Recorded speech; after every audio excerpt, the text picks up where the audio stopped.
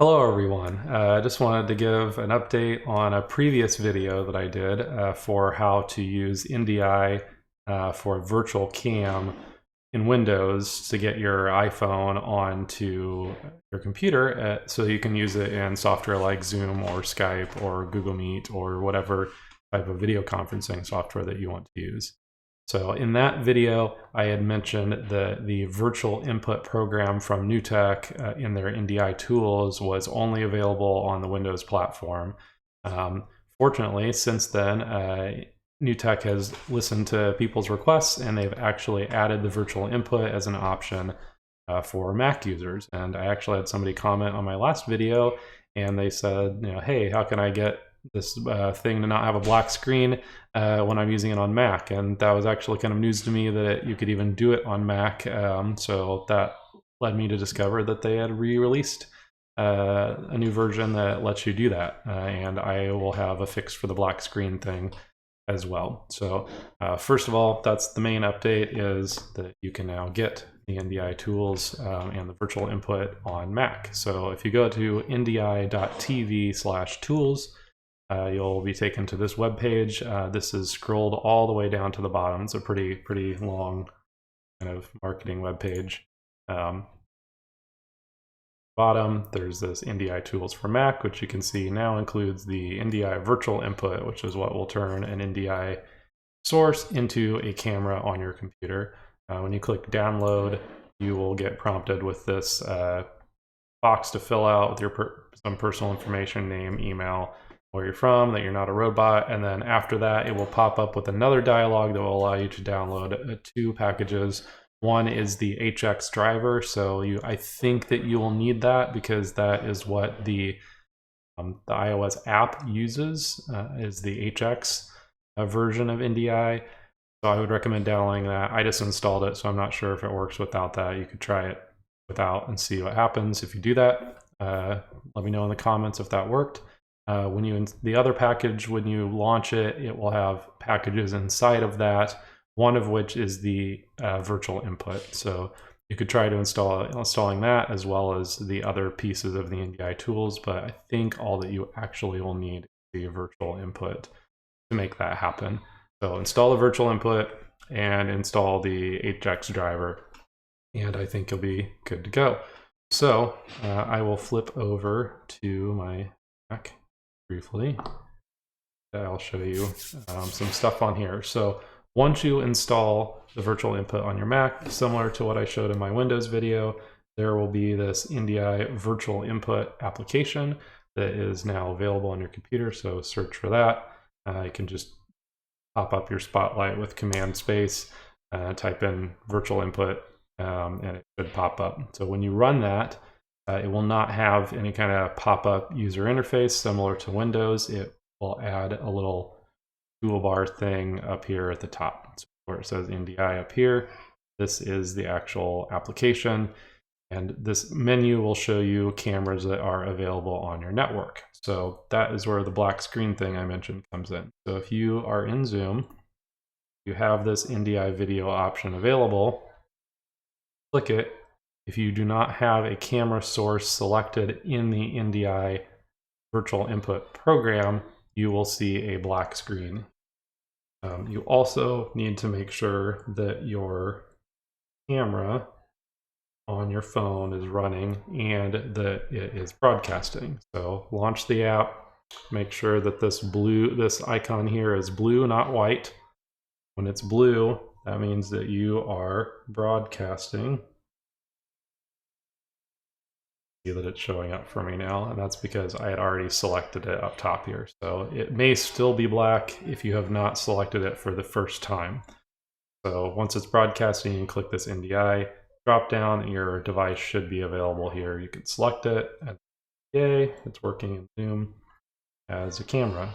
And you can also see I have my face built-in camera here as well. I'm using an iPhone 6. I still haven't upgraded. I think this year is the year for a big upgrade for me. But looking at iPhone 6 versus the camera on my MacBook Pro, which is I think a 2018 MacBook Pro, I think they're reasonably comparable in the image quality, which is somewhat amazing since the MacBook is quite a bit newer. So I might actually choose the MacBook built-in cam in this case because it's not too bad. But if you have an iPhone 11 or something newer, my guess is that your camera there will be quite a bit better. Or if you're on something that's not a laptop Mac, like a I forget what the smaller one is called now, but if you're on a Mac that doesn't have a built-in cam, then that would be your option. So another question people might have is, why am I not seeing this NDI video in the dropdown in Zoom? So that is a good question. I will briefly talk about that for a minute. So in looking at another virtual cam, so this is a GitHub repo for the OBS virtual cam for Mac, and they have a compatibility list here with some of the programs like Skype or Zoom. And if you notice where it says Zoom, it says compatibility no with a star on it. And it refers to this apps with that don't allow DAL plugins. So DAL plugins stands for this disable library validation entitlement thing. So this means device abstraction layer. So there's a couple of things from a security perspective that have actually been changed in more recent versions of Zoom. So I am running the most recent version, 5.0.2, and then I'm also running on my Mac Catalina 10.15.4. And so I got it to work on this, but there's a hack that you have to use to actually make that happen. So just some stuff I wanted to point out. There is some talk here on being able to essentially re-sign the application and enable that entitlement. I have not tried this. I don't know if it works. If you've tried something like this or a more direct way of patching it, let me know in the comments. But the other thing that you can do is that you can actually just remove the signature from Zoom with a tool, and that will enable the NDI virtual inputs pop up, as well as probably any other virtual cameras. So if you're having problems with Epic Cam or Ecamm virtual cam or vMix's virtual cam, or well, I guess vMix isn't for Mac, so you won't have that problem, but sounds like for this OBS virtual cam that there's a similar issue.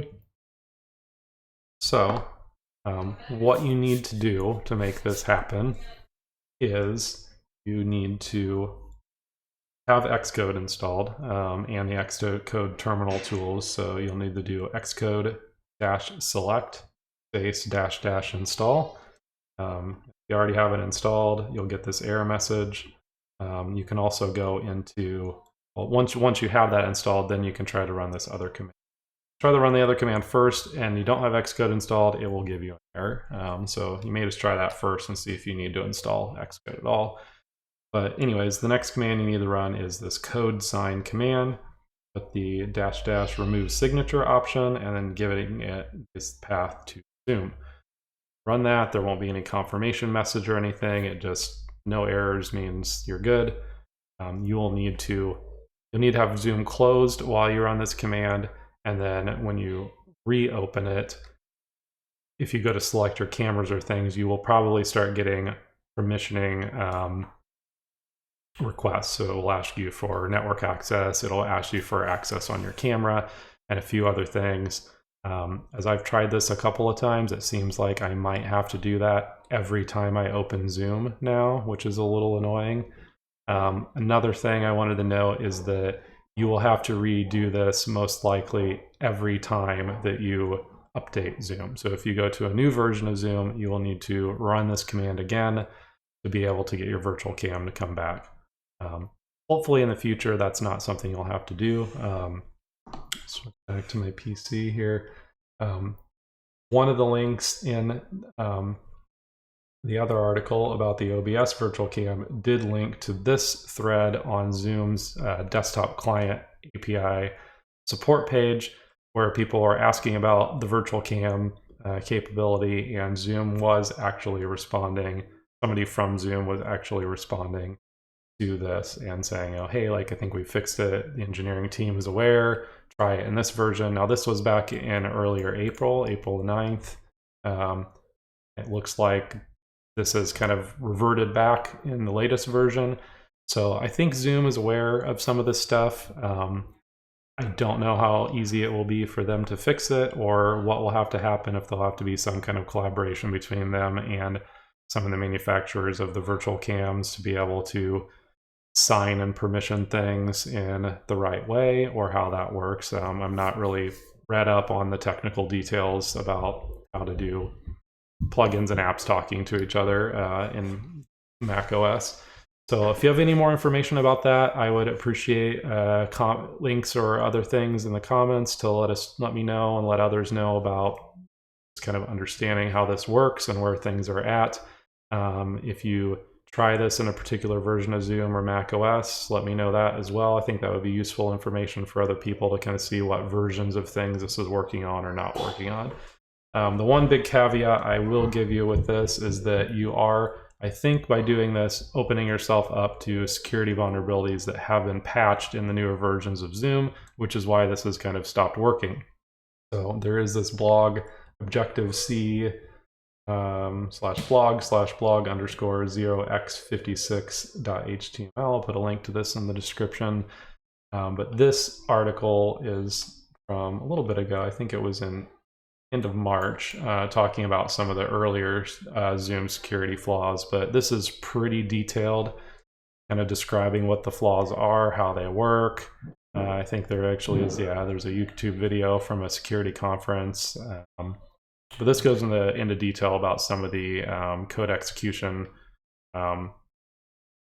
issues, and also another specific issue about the device thing, with essentially allowing a third-party app to kind of hijack your camera. So that's kind of what they're trying to prevent. So this guy, I think, also provides a link to a tool that will give you notifications if anything is accessing your mic or camera on Mac. So if you want to disable the Zoom capability or the Zoom signature, but then use those tools, you might be able to at least know if somebody is trying to use your camera when you're not expecting it. So anyways, I just wanted to give you guys an update of what was going on and how that was working.